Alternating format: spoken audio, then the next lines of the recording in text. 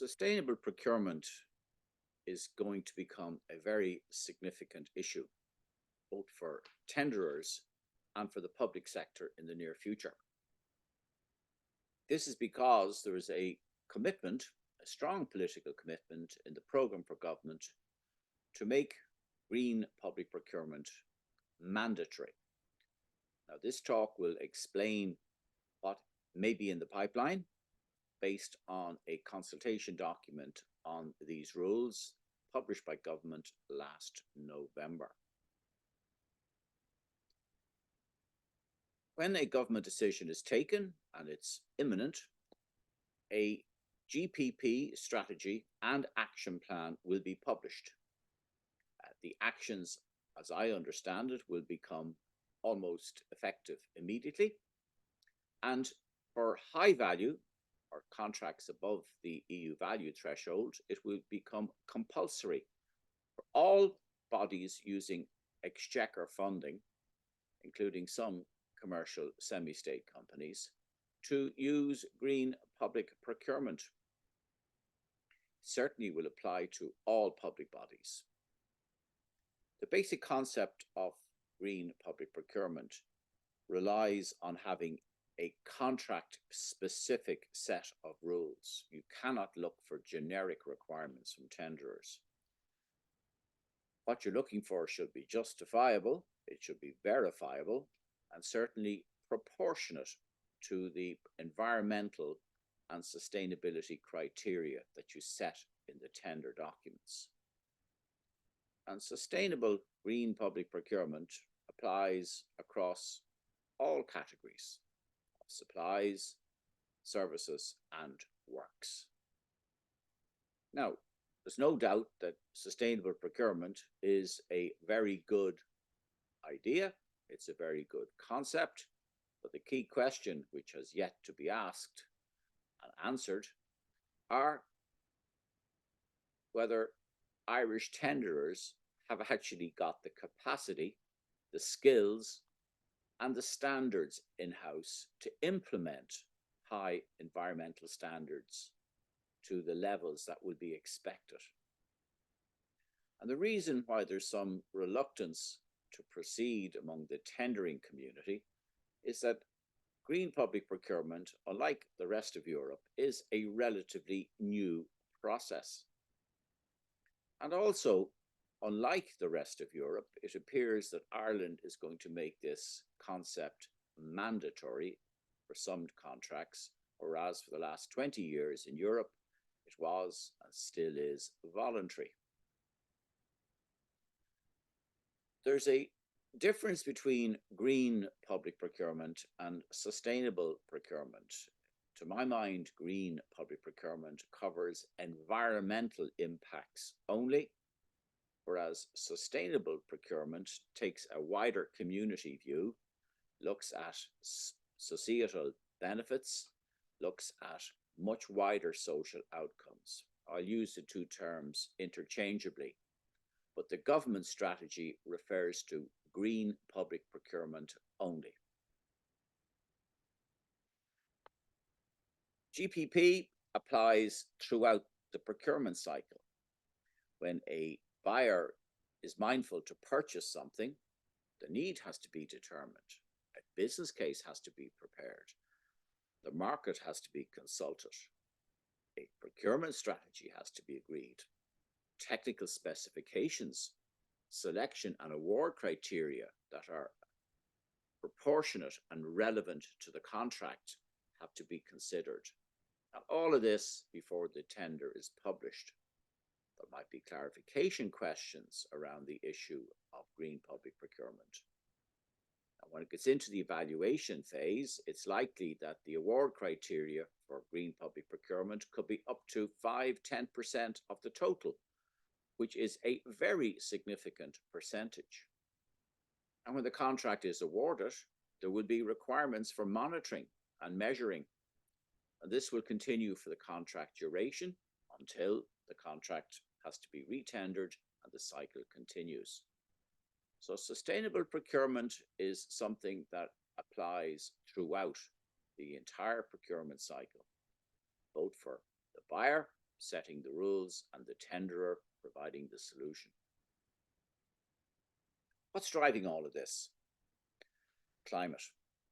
The government's climate action plan, in fact, it's a draft technically until there's an SEA and appropriate assessment completed, sets the framework, sets the policy framework. This is the first of several CAPs that have been introduced going back to 2019. And in these climate action plans, all public bodies or all bodies receiving exchequer funding and contracting authorities generally, including those not public bodies who do get government grants for one reason or the other, they have new obligations. Typically, most government departments and local authorities and others will have to prepare the equivalent of what's called a climate action mandate to demonstrate how, through their actions, they're going to deliver carbon reductions in line with government targets, which I'll come to in a minute. Now, that being said, the Climate Action Plan, at least what I could read of it, says little or nothing about green public procurement. The Climate Action Plan repeats what we know already. We have legally binding targets that must be met. There are 2 carbon budget cycles. We're coming towards the end of the first of the 2 in relation to greenhouse gas emissions. Across government, there has to be a 51% reduction in greenhouse gas emissions by 2030. There are also legally binding targets on energy efficiency, with the public sector taking the lead to reduce the level of energy efficiency by 50% or improve the level of energy efficiency by 50%. And not to be forgotten, there are also rules in government supported by legislation in relation to achieving waste targets under the Circular Economy Act. Now, these are tough targets, but anyone following what's going on in Brussels will know that this is only the start. The Commission has already introduced proposals for tougher targets.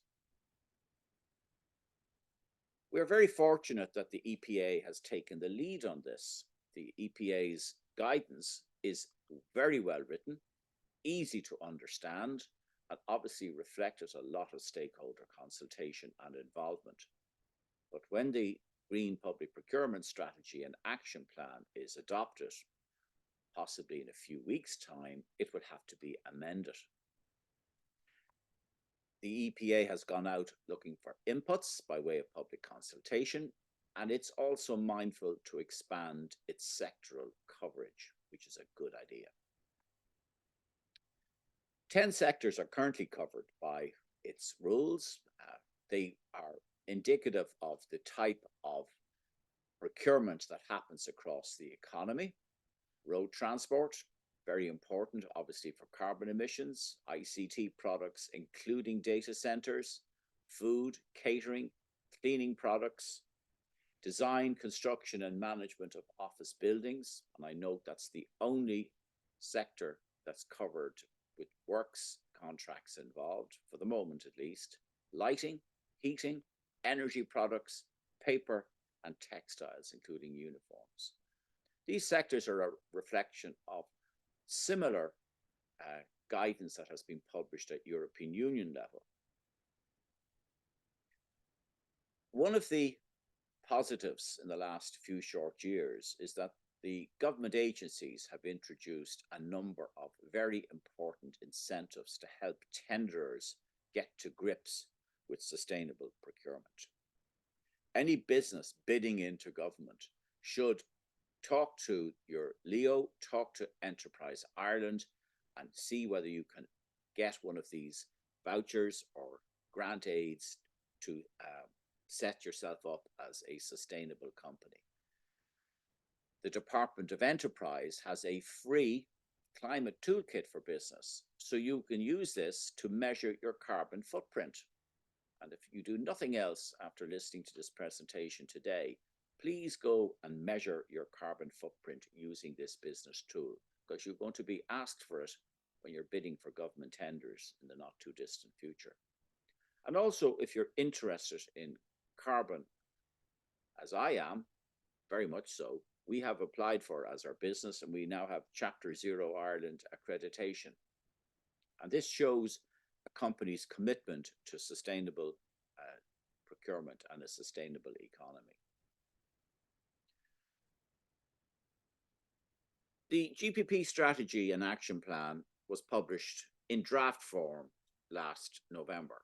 It is being finalized. There were many submissions, nearly 30. They're all being taken into account before a final version is adopted. I do not know what will be in the final version, obviously, compared to the draft version, but I'm going to give you some highlights as to what was mindful of the drafters when the original document was published in draft form. It will set the scene. It will set the policy, the background at EU level and internationally. There is a mandate to make GPP compulsory, and that mandate will be explained with reference to particular sectors, with reference to monitoring and reporting that I'll come to in a short while, training and awareness, and indeed the need for contracting authorities to engage with the market before tenders are published, which is obviously best practice. To my mind, this new document will transform procurement. It is a seismic shift in the way we set about procuring supplies, services, and works. If we want to achieve our carbon emissions targets, our energy efficiency improvements, and our circular economy targets, one sure way to do it is to have a structure and a means to purchase goods requiring sustainable criteria. So it's highly likely, in line with the programme for government, that all contracts above the EU value threshold will become compulsory to use GPP. Now, when it happens and cascades down to lower value tenders, we'll have to wait and see, maybe by 2025, 2026. And all this is done in the context of the Climate Action Plan. The draft strategy had 50 proposed actions. It had 11 sectoral targets. Now, they may increase or decrease before the final document is agreed, but obviously these actions and targets are moving the dial significantly. And in addition, the document also set out environmental criteria, which I'll mention now in a minute. What's the basic thinking behind the GPP strategy? Well, it's common sense. Provided you put the correct technical specifications, requirements, selection and award criteria in place, you could actually bring about a reduction of greenhouse gas emissions. You could improve energy efficiency. You could require that goods must meet the highest environmental standards. You can address resource use issues. You can improve air, water, noise standards. You could eliminate or reduce waste. You could insist on recycling and reuse. So GPP, Green Public Procurement, written into tender documents, can bring about this sea change. It's designed, like the Climate Action Plan, to help Ireland transition to a net zero economy, to be a sustainable economy, one where the circular economy pervades, and we're opting for lower carbon inputs. And GPP, as a consequence, soon enough will become an integral component of all major government tenders. It's also the case that it's helping the Ireland and indeed the European Union meet their very demanding climate and energy policy targets. 3 principles were set out in the draft strategy, worth mentioning. The first thing is, when a public body is considering tendering, there should be a needs assessment, a sustainability needs assessment, which should be reflected in the business case and also in the procurement strategy. So obviously the key issue is reducing the resources that are being procured. So if you're a buyer contemplating a very significant tender, and you're applying these GPP principles, you'd be saying to yourself, do I need to purchase 100 new computers or 100 new buses? Could I get away with 80? Could I use the computers or any form of transport in a different way? Could I share these facilities with other potential buyers, reducing the quantum to be purchased? What flexibilities can I put in place? So you're going to be asked tough questions effectively about resource use. So instead of assuming that you're going to be procuring the same quantity of goods as you have been in the past, the very first question is that quantity still relevant? And also, you will be asked if the EPA hasn't got sectoral guidance to look elsewhere. The European Commission has a very good GPP website. Google it and check out the technical standards and papers for sectors other than the 10 that have been published to date. We'll have to wait and see how this will be implemented. And I would be very surprised if there's not a comply or explain set of rules. In other words, if you don't implement GPP in a large value government tender, you will have to explain and justify why you didn't. As I mentioned earlier, there are many sectoral targets. The final version will explain, obviously, what the percentages are. But for the built environment, for food, for ICT equipment, for textiles, dates will be given by which minimum percentages will have to be procured in a sustainable manner. Same with heating products, indoor cleaning, and road transport. Look at the very last one. 100% of all tenders for the public procurement of vehicles to procure zero emissions vehicles only, subject to some exceptions. That's actually current government policy. So obviously the strategy will reinforce that. A very tricky area is the issue of life cycle costs. Life cycle costs look to the purchase of a, say for example, a bus over the term of the contract and over the life cycle of the bus. You're dealing with maintenance issues, you're dealing with all costs and not just the capital costs of the bus. And to calculate these costs, it's absolutely necessary to use one of the methodologies that has been approved across the European Union. However, and it's a big however, there's no single method for using life cycle costs. And one of the shortcomings currently in green public procurement is the absence of clarity about the best possible method to bring in life cycle costs into tenders. And I hope that the draft strategy, when it's published, will give a higher degree of clarity as to what the options are when it comes to life cycle costs. Inevitably, life cycle costs involve a higher cost product, which obviously has budgetary implications as well. I would be very surprised if the final strategy document doesn't set minimum environmental criteria, at the very least. For example, tenders will be asked to produce recent and comparable contracts of sustainable contracts that were delivered with supporting environmental measures. You might ask tenderers, if you're a buyer, to give a description of the environmental impacts of the goods or services they're supplying to you. You might ask tenderers to quantify the carbon footprint of the services or goods that they are being provided or they are providing you. So come back to my previous point, tenderers will need to know their carbon footprints in pretty short order. And thankfully, there's a government calculation tool available free of charge. So all the practical steps that need to be taken by tenderers to meet the GPP will have to be considered in significant detail.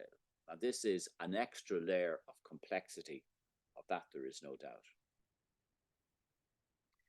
Some things will be easier than others. For example, many products that are in commonplace use in Ireland have European eco labels. And it will be the case for an awful lot of tenders that contracting authorities will ask tenderers to supply products with eco labels. They're certified under ISO 14001.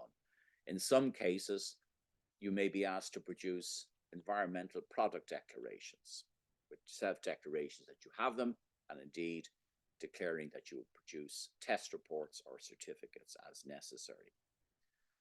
It's also possible in the very near future, there will be a higher demand or a higher requirement on tenderers to provide evidence that they have third-party certification for environmental management systems and processes. Not many companies in Ireland have EMAS, but in fairly short order, it will become more commonplace. So if you're a tenderer and you haven't got EMAS and you're bidding on a regular basis into government, I would strongly recommend you look at the opportunity of becoming accredited and using this as a way to demonstrate your sustainability credentials. From the contracting authority's perspective, there's going to be far more monitoring. There's very recent guidance just being published for government departments on monitoring, reporting, and measuring. So if a government department has to monitor, report, and measure, it'll be looking in the tender documents for you, a tenderer, to provide the data they need to produce their annual reports or quarterly reports to the department of whoever is going to be in charge of all of this. So monitoring and reporting is going to become a major issue for contracting authorities. At the moment, these EPA guidance only apply to government departments, and I would be surprised if these requirements are not cascaded down to the wider public sector in short order. There's a lot of very useful documentation publicly available. In addition to the EPA's well-written guidance document, this very recently published reference guide published by the OGP is recommended reading. Might be a little bit of overlap with the eventual GPP strategy. That doesn't matter. What this document does, it gives readers, tenderers, and buyers access to a lot of reference sites, access to a lot of useful hyperlinks, access to case studies, and really can help buyers inform themselves as to how they should frame a tender with sustainability criteria. And it also helps tenderers to understand where the buyers are coming from. So this is a very useful document, as indeed is another communications tool published by the Office of Government Procurement, the GPP search criteria. So if you're a public buyer and you want to know what the award criteria might be for a printer, you put in printer and press search, and the options available to you will be published, and you can then cut and paste them and copy them in as might be contract specific. Very useful tool, and obviously it will be developed out as GPP becomes more commonplace. I mentioned at the outset that the targets cover carbon emissions, energy efficiency, but very importantly cover the circular economy. And many tenders that I'm familiar with already, where they're tendering, or contracting authorities are tendering for food, for waste, packaging, construction, plastics, and textiles, are now including some of the actions and targets set out in the Waste Action Plan for the Circular Economy, and typically saying to tenderers, with reference to the action plan for the circular economy, please explain how your solution can help us achieve these targets.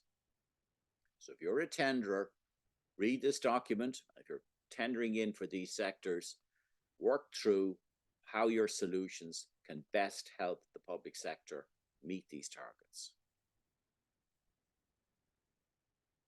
One area that is not advanced as others, for reasons I don't know, is that GPP and capital works doesn't seem to be getting the same level of priority as supplies and services. It is clear that the built environment will require procurements dealing with the built environment will require changes to the construction works management framework. But as I understand it, these are not imminent.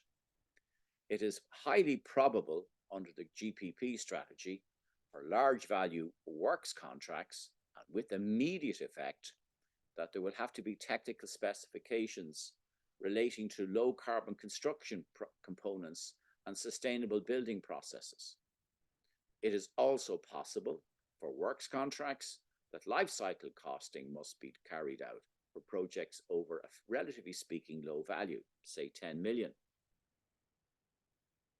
It may not be well known, but within government, we're very close to having a new procurement strategy for low carbon cement, setting a new standard for such cement. There are already EU standards for construction steel and timber, and they will all become compulsory requirements for high value works contracts once this strategy is published. Unlike in Ireland, at EU level, there's very detailed guidance on GPP for works contracts, for road design, road construction, road maintenance, for road transport, for road lighting, for traffic signals, for public space maintenance, for water and wastewater. So at EU level, if you're bidding as a tenderer or working a tenderer as a contracting authority, you'll be well advised to check out these EU-wide GPP criteria and see how they might apply in a proportional, contract-specific and verifiable manner in Ireland. I'm going to finish by showing you a few slides on housing. A big issue, retrofitting and social housing combined probably will command 40, 50 billion out of the revised National Development Plan, yet there are no technical GPP standards relating to this particular huge sector of the Irish economy. And here are some initial ideas that might be included in future tenders from a contracting authority perspective. For example, would you include in the preliminary project brief a requirement as to what the environmental standards will be, what the energy efficiency standards might be? Could you ask what is the carbon footprint pre and post construction? Will you insist that the modern methods of construction guidelines are adhered to because they are all about sustainable building? There's building energy standards. What is your desired standards? Obviously, the higher the standard at A2, the lower the amount of carbon being consumed. There are ventilation and air quality standards. Will you reference these with reference to ISO? There are lighting control standards and building energy management system standards. Now, all of these relate to sustainability, and I would imagine in short order, works contracts will have to include these types of technical specifications if contracting authorities are moving in the direction of compulsory GPP for housing and indeed for retrofitting. Also in the requirements for technical specification will be reference to the action plan on the circular economy. You need to insist on having a site waste management plan or a demolition waste audit and management plan as appropriate. As a contracting authority for construction of housing, you might want to set product standards. You may want to set eco labels for certain products or environmental product declarations, or indeed ask tenders to comply with the provisions of the European Union Construction Products Declaration regulations, and steel, and timber, and cement. So there is a wide variety of potential technical specifications that you can set for housing and retrofitting tenders, which are not yet in the public arena. Briefly, we'll just add to these the energy performance of buildings, water use, solar, life cycle costing, biodiversity, with TII having produced some very important guidelines, and reporting, as I mentioned earlier. So this is a big agenda, and I would imagine soon enough, somebody in government is going to have to put this into a guidance note for all housing and retrofitting works. They'll also have to include selection criteria. Now, here are some ideas. Would you add a cell in this normal CV format requiring details of the experience and expertise of the contract manager in relation to the delivery of sustainable construction processes? You probably will, as a selection criteria, will ask tenders to declare that all construction products comply with eco-label standards, or they declare that they're certified to ISO energy management or ISO 14001 environmental management standards. Will you look for references about previous contracts that were delivered that delivered a verifiable sustainability outcome? Would you be mindful in the selection criteria to insist in the CVs you'll be seeking that proposed project managers have specific experience in relation to delivering sustainable housing products and processes? And what about the award criteria? You've got 10% or up to 10% to play around with. How is that to be divided? You can give it to one or all sub-criteria. Would you give 10% if tenders set out in detail how their proposed approach and methodology will comply with the technical specifications? You need evidence, if you set technical specifications, that tenders will actually fulfill them. What's the sustainable impact of their construction methods? Will there be enhanced energy performance? If there is, would you be mindful to give a higher mark for a tender that offered a higher BER rating? Would you give certain marks for tenders that had verifiable environmental product declarations?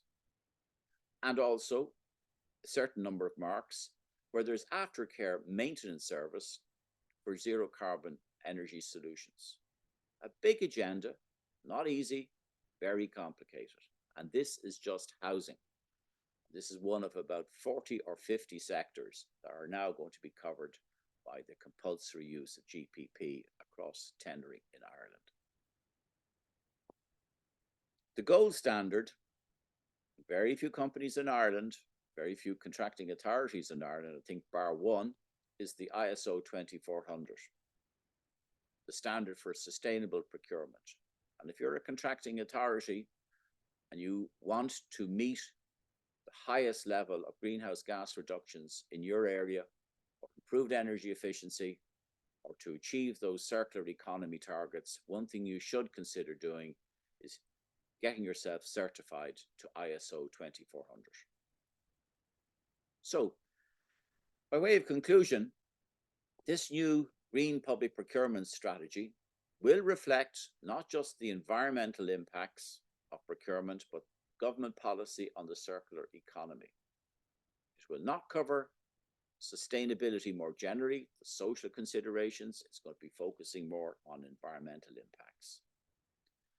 When this strategy is published, new guidance will have to be published by DEPR, by the Office of Government Procurement, by the EPA, and certainly there will have to be very significant changes to the construction works management framework. If there is a requirement for compulsory green public procurement, mandatory green public procurement may require primary legislation. As of now, the EU procurement directives allow GPP on a voluntary basis, not a mandatory basis. The Office of Government Procurement is also going to have to move its existing templates, its existing tender documents, its services contracts, frameworks, and dynamic purchasing systems. The documentation will have to be adjusted and tweaked to take into account the use of sustainable procurement techniques. And last but by no means least, government will have to invest in communications and training. As I said earlier, this will be a seismic change in procurement, coming on top of complicated changes resulting from the new e-tenders platform. It's going to put pressure on procurement officers across government. They will need to be trained. A lot of communications will be needed. Awareness raising is necessary. And if this is not happening also with the private sector, we're in trouble. There's no point in all the resources of the state being ploughed into the public sector to impose compulsory GPP if the poor private sector is left to its own devices. You will not get bids in that are compliant, or fewer or far fewer bids. That is in nobody's interest. My own contribution to the green economy was a book I published a few years ago on driving investment in a low carbon economy. This is absolutely essential if we're to meet our climate action targets. And I hope in a practical way, when GPP becomes compulsory, it's done in a sensible, coordinated and phased manner to the benefit of all. Very happy to make contact with me by phone or indeed by email.